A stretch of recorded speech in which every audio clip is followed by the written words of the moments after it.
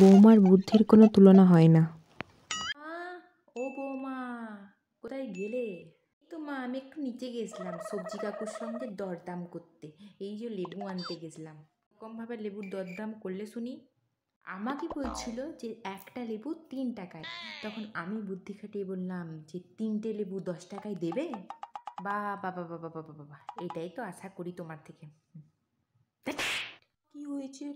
বুদ্ধিটা কি কাজে লাগানো যাবে না? বুঝতে পারলে না, ও তোমাকে টুপি পরিয়ে দিয়ে চলে গেল। মা, আমি একটু মুদিখানার দোকান যাচ্ছি টুপি পরে। যাচ্ছ কেন?